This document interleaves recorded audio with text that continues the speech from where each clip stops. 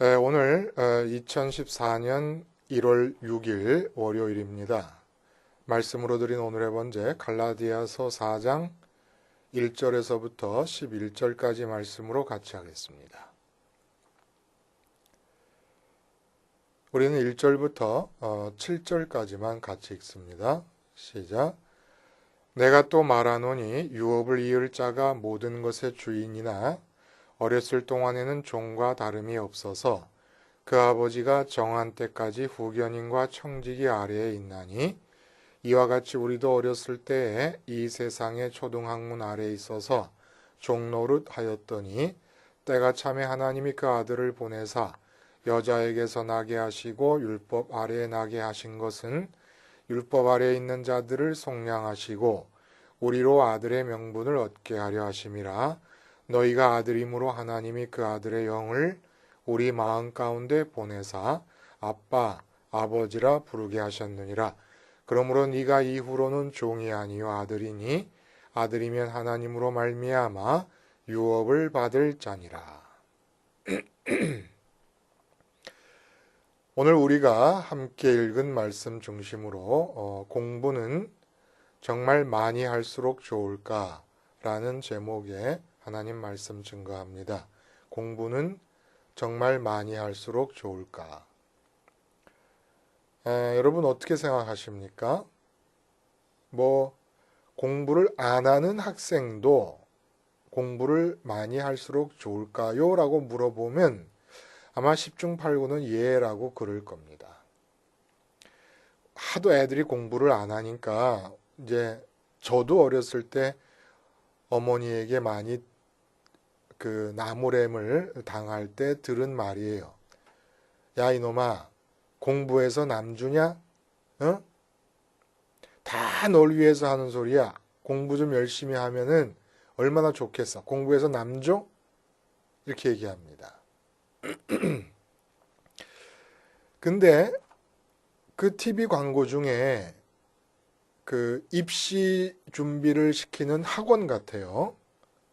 메가스타디라고 하는 학원인데 거기서 공부해서 남주나라고 하는 말을 칠판에 써놓고 남주나라는 말에서 남주자 마지막 나자를 자자로 바꾸어서 공부를 잘할 수 있게 우리가 도와준다.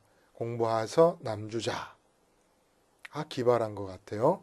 근데 이거 여러분 이러한 기발함에 이 공부에서 남주나라는 말을 공부에서 남주자라는 말로 바꾼 이 기발함의 원조가 누군지 아십니까?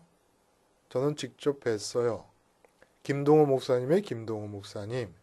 아마 김동호 목사님이 하신 말씀이 유행이 되다 보니까 그 학원에서 학원 원장님이 김동호 목사님 교회 다니시는 분인지 그건 모르겠습니다만은 어디서 들은 것을 그렇게 사용한 것인지 모르겠어요. 김동호 목사님이 그랬어요. 밴쿠버에 있을 때 목사님이 오셔서 사경회를 인도하셨거든요.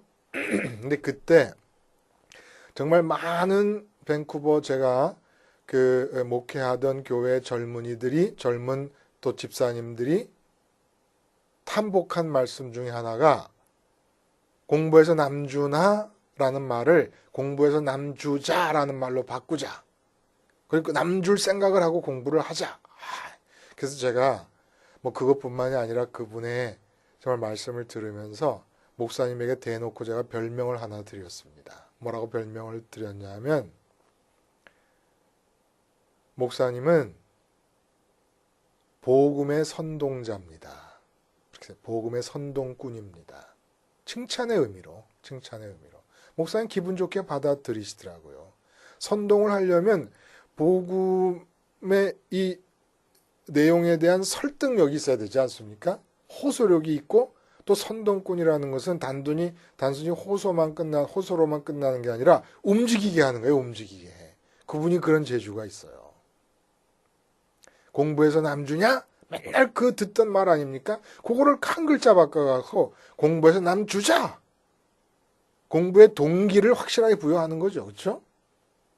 나를 위해서 공부를 하자는 것보다 남을 위해서 공부를 하자는 게 얼마나 의미가 깊습니까? 근데 오늘 본문을 가만히 읽다 보니까 이런 생각이 들어요. 공부라는 거는 남에게 준다, 안 준다, 왈가왈부하기 전에 도대체 공부 자체가 뭐냐 하는 걸 좀 물어봐야 되지 않겠는가 하는 생각이 듭니다. 특히 예수 믿는 사람, 신앙인에게 있어서 공부가 과연 뭐냐라는 겁니다. 공부가 뭐냐 하는 거에 대한 답에 따라서 잘못하면 공부해서 남을 줘도 몹쓸 짓이 될 수도 있고, 또 공부해서 안 주고 나를 위해서 써도 인생의 낭패가 될 수도 있다 이겁니다. 공부가 뭔지를 잘 알아야 되겠다는 거예요. 왜냐하면 오늘 본문에 따르면 공부를 해서 얻은 지식대로 사는 것, 이게 복음을 무효화시킬 수도 있다는 얘기를 하고 계시니까. 황당하지요? 예? 공부를 많이 해서 공부를 통해 배운 그 지식대로 살지 않습니까? 그게 복음을 무효화한다는 거예요. 그러니까 이 공부라는 거 다시 한번 생각해 봐야 되겠다 이겁니다. 남을 줄 거냐 말 거냐 하는 건 나중 문제예요. 공부 자체를 해야 되느냐 말아야 되느냐, 공부가 뭐냐라는 것부터 우리가 알아야 되겠다 이겁니다. 어차피 신앙인이라는 게 사는 삶의 모습이 이 세상에서 하는 공부에서 얻은 지식대로 살아야 되는 사람들은 아닌 겁니다. 절대 그게 안 되는 거예요. 허용이 안 되는 거예요. 어차피 공부해서 얻은 지식대로 사는 것이 아니라 그러면 과연 공부는 해야 되느냐 말아야 되느냐는 문제를 고민해 볼 수가 있는 겁니다. 남 주냐 안 주냐는 둘째 문제예요. 근데 우리는 무조건 공부는 많이 할수록 좋은 거라고 생각하고 살았잖아요. 이게 잘못된 생각일 수 있다는 겁니다. 오늘 본문에서는 이런 말씀을 해주십니다. 초등학문의 종이었다가 하나님의 아들로 신분의 변화가 일어났다. 복음 때문에. 근데 왜 다시 초등학문의 종으로 돌아가려고 하느냐라고 갈라디아 교인들에게 지금 나무라고 있습니다. 이게 바울의 지금까지의 갈라디아서의 내용을 살펴본 결과 오늘 본문의 내용은 초등학문과 율법주의를 한 통속으로 봐버리는 겁니다. 바울이. 이런 데서 참 바울의 어떤 천재성이 있어요. 성령님의 감동을 통해서 나타난 글들이지만 바울의 밖에서 볼 때는, 바울이라는 사람을 볼 때는 그 구약 율법을 몽학선생이라고 한마디로 딱 규정해버리지 않습니까? 이 한마디를 통해서 구약 전체의 성격이 바뀌어버리는 거예요. 구약 성경 전체. 천재예요, 천재. 그래서 우리가 구약 성경에서 말하는 축복의 내용도 다시 생각하게 되지 않았습니까? 그러니까 구약 성경의 의미가 작전의 의미가 있다는 거예요. 근데 오늘은 그 율법주의를 세상의 초등학문과 동일시해버립니다. 여기에도 또한 바울의 천재성이 번떡번떡 보이는 거예요. 도대체 바울이 말하고 있는 이 세상의 초등학문이라는 것이 뭘 말하는 것일까? 이 초등학문이라고 번역된 헬라어 원어는 스토이케이아라는 단어입니다. 그러면 스토아 학파라고 들어보셨죠? 근데 여기서 스토이케이아. 이 스토이케이아라는 것은 뭘 말하느냐 하면 고대 헬라 철학에서 우주의 구성 요소를 연구를 합니다. 우주는 도대체 무엇으로 이루어졌는가? 그래서 사람들이 이 우주라고 하는 것이 공기나 물이나 불이나 흙으로 이루어졌다. 이것이 우리가 언젠가 얼마 전에 살펴봤던 연금술사들의 생각 속으로 들어가서 이런 구성 요소의 구성 비율을 바꾸면 납이나 철 같은 비철금속을 가지고, 비금속을 가지고 금을 만들 수 있다는 생각으로 또 나타나는 거기도 하는 거 아닙니까? 근데 어쨌든 공기나 불이나 물이나 흙 같은 요소로 이 우주가 이루어졌다 라고 생각하고 있는데, 여기서 이 우주를 구성하고 있는 이 요소들을 말하는 단어가 바로 스토이케이아입니다. 그러니까 초등학문의 종이 됐다는 것은 이 세상을 구성하고 있다고 생각되어지는 요소들에 구속되어 있다. 그 요소들의 마음이 지배되어 있다. 이렇게 말할 수 있다는 거예요. 직역으로 말하자면. 그러니까 이 얘기는 쉽게 말하면, 요즘식으로 말하면 고대 헬라 철학에서 나온 형이상학의 마음이 지배되었다는 얘기입니다. 형이상학이란 뭐냐 하면, 우리 눈에 지금 나무가 보이지 않습니까? 산이 보이지요. 바다가 보이고 구름이 보이고 강이 보이죠. 그리고 자동차가 보이고 모든 게 보이고 육체가 있기 때문에 만나게 되는 이 세상 삼라만상이 있지 않습니까? 보고 듣고 느끼고 만져지고 하는 것들, 이 모든 존재들의 근거를 찾아내려고 노력하는 학문이 바로 이게 형이상학이에요. 여기서 영원 불멸이라는 말이 나오고 시간을 초월한 어떤 그런 영원성, 그 모든 존재는 생성을 반복하고 소멸의 과정을 겪지만 그것을 있게 하는 존재의 이 근거, 영원한 근거는 불멸일 것 아니냐. 그래서 이걸 찾는 게 형이상학입니다. 그리고 이게 바로 그 당시에 학문을 지배하고 있었던 주류의 분위기였는데, 이 형이상학적 관심에서 나온 것이 천체 숭배인 거예요. 달과 해와 이런 걸 숭배하고, 그리고 이 달과 해의 변화에 따라서 일어나는 일, 월, 하루하루 지나가서 달이 되고 달이 지나가서 1년이 되고 하는 이런 이 과정 속에서 절기를 지키고 하는 것들이 다 이렇게 세상의 초등학문이고, 그 당시로 돌아가면 지금의 공부와 마찬가지예요. 공부의 내용, 공부의 대상인 학문과 마찬가지의 이야기라는 겁니다. 그러니까 여기서 세상의 초등학문이라는 것은 초보적인 학문을 말하는 게 아니에요. 초등학문이라고 말하는 이유가 있는 것이고, 이 초등학문을 율법주의와 동일시하게 되는 이유가 있다는 겁니다. 그 이유가 뭐냐면 4절에서 이렇게 얘기하잖아요. 때가 참에 아들을 보내셨다 얘기합니다. 그래서 여자를 통해서 아들을 보내셨다는 말은 이 세상에 예수님이 태어나셨다는 얘기예요. 마리아를 통해서, 마리아의 육체를 통해서 이 세상에 태어났다. 그러니까 이 말씀은 뭐냐면, 이 세상이 있고 이 세상으로 오시기 전에 예수님께서 계시던 다른 세상이 있다는 것을 전제하고 하는 말입니다. 그러니까 바울의 생각 속에서는, 지금 사도 바울 선생님의 생각 속에서는 다시금 3층 구조가 활동하고 있는 거예요.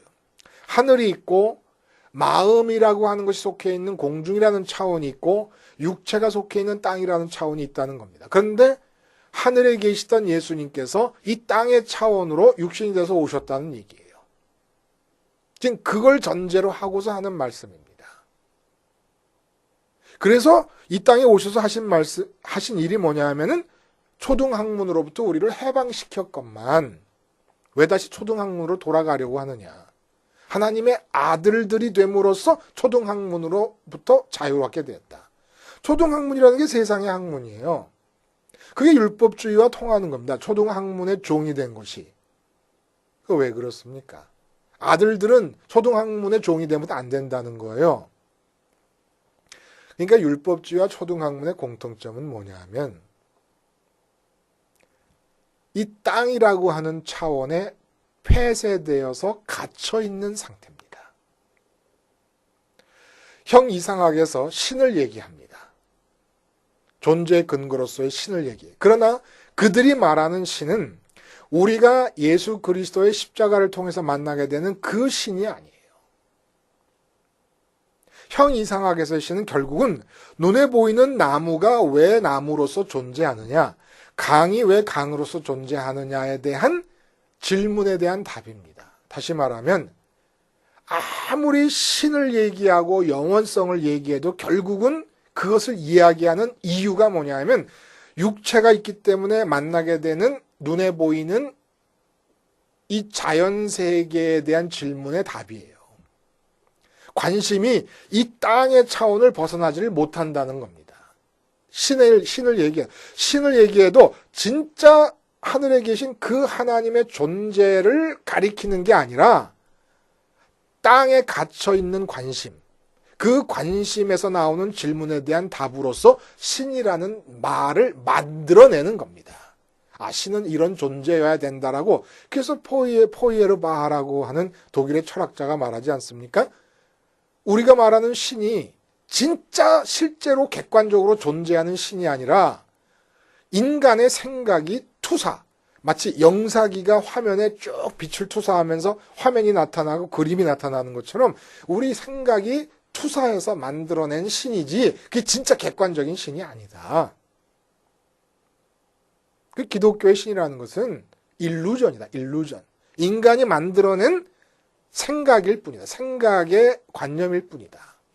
이렇게 비판하는 겁니다. 맞아요. 다시 말해서 겨울에 여러분 얼음 낚시 하잖아요. 얼음 낚시.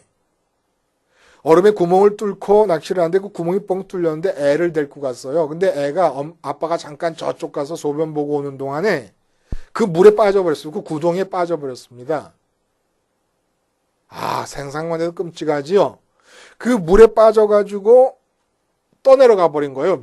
얼음 밑에 있는 물은 흐름이 있으니까. 떠내려가는데 아빠가 쫓아가니까 얼음 밑에 보여요, 애가. 그 애가 숨을 못 쉬고 얼마나 답답하겠습니까? 바로 그 상태. 지금 그렇게 육체의 차원, 이 땅의 차원에 갇혀 있는 상태라는 거예요. 세상의 초등학문이. 근데 율법주의는 뭡니까?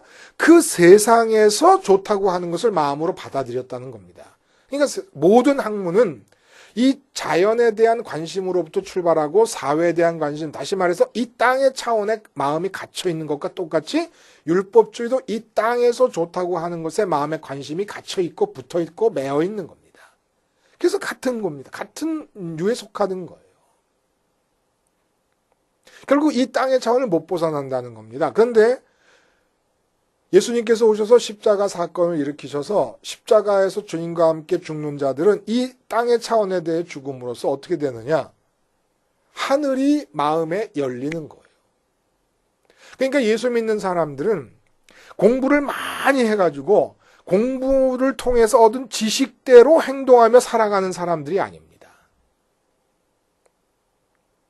하늘이 열려서 그걸 유업으로 받은 자들이라고 그래. 유업으로 받았으면 뭐 부모님이 죽습니까? 하나님이 죽으십니까? 그럴 뿐이 아니에요. 유업이라는 말은 우리가 이 세상을 떠나게 될 때 완전히 소유하게 되는데, 근데 이 세상에서부터 하나님의 아들로 살았습니다. 주님께서 그런 것처럼. 주님께서 이 땅에 사실 때 공부해서 지식대로 산 게 아니에요. 그러니까 율법사와 서기관이 가르치는 것과 다르다 그랬던 거예요. 사람들이.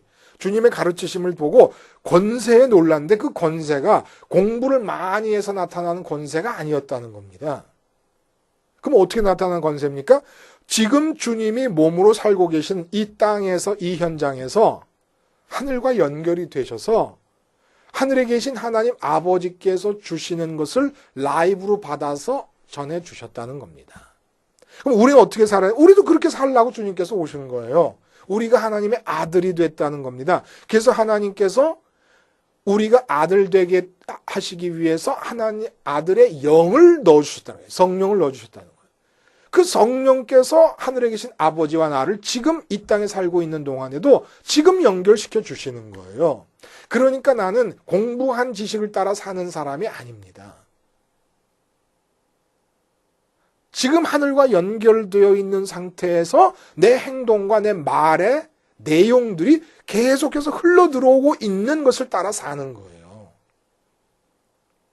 그러니까 공부라고 하는 것, 이 세상의 지식이라는 것도 그렇게 하나님께서 내게 당신의 의견과 당신의 계획과 뜻을 흘러내려 보내고 계시는 동안에 혹시 내가 영어 공부를 할 필요가 있다고 하나님께서 느끼셔서 나로 하여금 영어 공부를 하시게 할 수는 있지만 무조건 영어 공부를 많이 하는 게 좋다? 아니요. 무조건 영어 공부를 많이 해가지고 영어 공부 실력을 따라서 내 인생을 설계해서 나가지 않습니까? 하나님의 계획과 상관이 없는 거예요.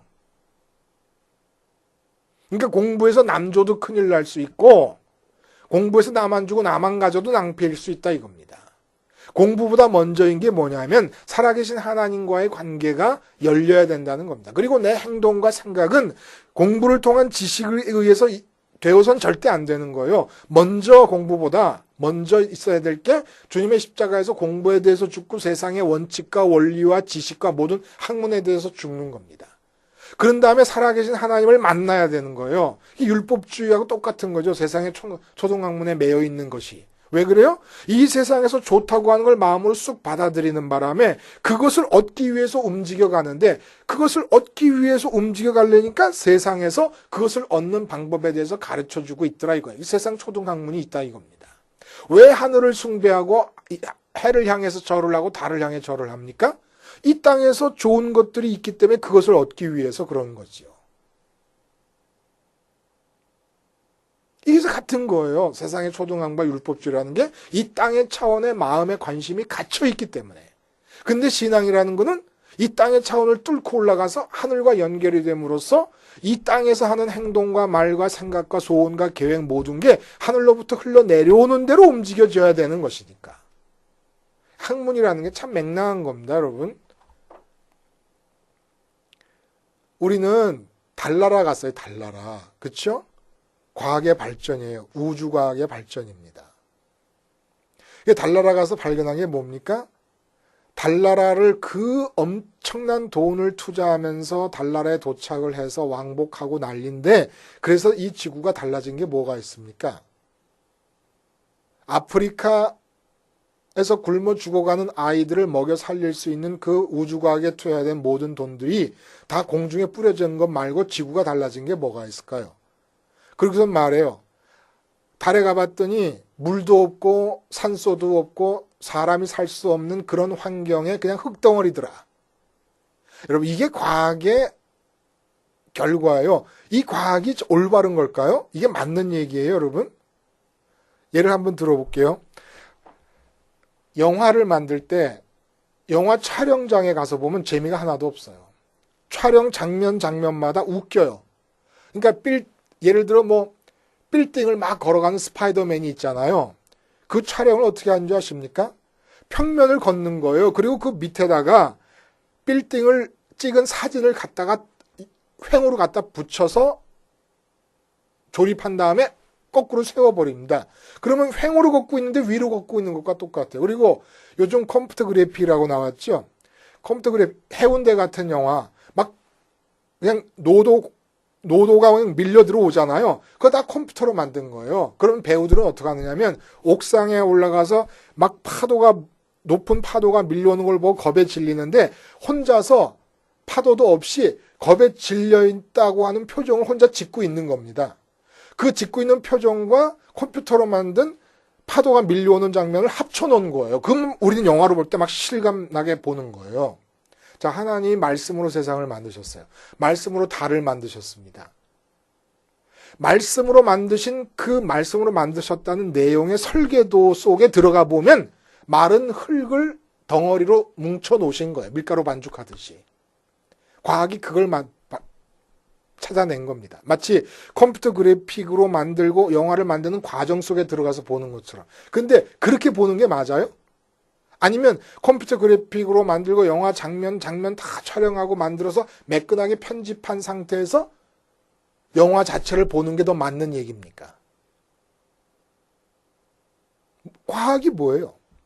그냥 다른 하나님께서 말씀으로 만드시는 그 말씀이라는 속에 들어가 설계를 보면 흙덩이를 빚어서 만들어 놓으셨고 지구와 태양과의 관계에서 우리 눈에 태양이 안 보일 때는 태양이 없어지는 게 아닌데 그 태양빛이 달에 반사되면서 달이 환하게 보여서 아름다운 보석처럼 보이게 만드신 겁니다. 그러면 차라리 달을 그냥 토끼가 방아 찍고 있는 아름다운 달로 보는 게 더 맞는 거예요. 우리가 영화를 자막에 비치는 영상으로 영화를 보면서 감동하는 것처럼 그걸 달나라 가가지고 흙덩이들하고 밝혀낸 게 그게 맞는 얘기입니까 우선? 좋다 나쁘다는 둘째치고 그거 맞는 게 아니라는 거예요. 컴퓨터 그래픽과 영화 배우가 따로따로 연기한 것을 합쳐놓은 곳이다라는 걸 굳이 생각하면서 영화를 볼 필요가 있습니까? 이건 극히 일면이에요. 극히 일면이지만 과학 때문에 하나님을 부인한다. 뭐 이건 참 웃기다 못해서 아예 상대할 가치조차 없는 그런 생각이죠. 우리는 공부를 통해 배운 학문적 지식을 따라 사는 사람들이 아닙니다. 경제학, 사회학 이런 것 따라 사는 사람들이 아니에요. 필요에 따라서 학문을 불러서 때때로 부분 탐색해서 이용할 수는 있지만 공부해서 남 줍니까? 조심하세요. 공부 남 주고 복음이 망가집니다. 공부해서 나를 위해서 그 공부 때문에 여러분의 인생에 복음이 못 들어갈 수가 있습니다. 공부보다 먼저 중요한 것은 지금 하늘과 연결되어서 살아계신 하나님께서 나에게 당신의 생각과 계획과 뜻과 소원을 전달해주고 계시느냐 마느냐 하는 게 중요한 얘기죠.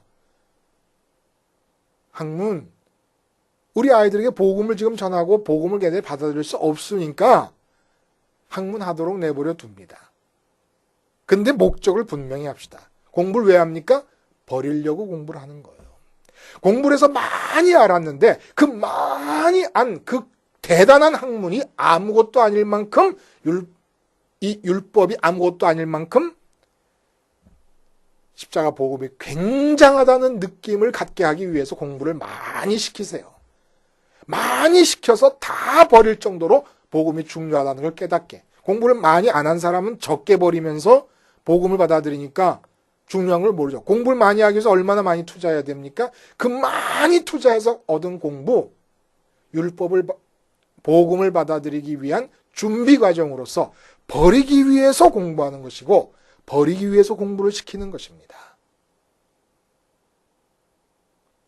우리는 초등학문의 종이 아닙니다. 하나님의 아들이니까. 기도하시겠습니다. 하나님 아버지, 세상 초등학문의 종이 됨으로써 아들됨의 신분을 무효화시키는 어리석음을 범치 않게 하여 주시옵소서. 예수님의 이름으로 기도하옵나이다. 아멘.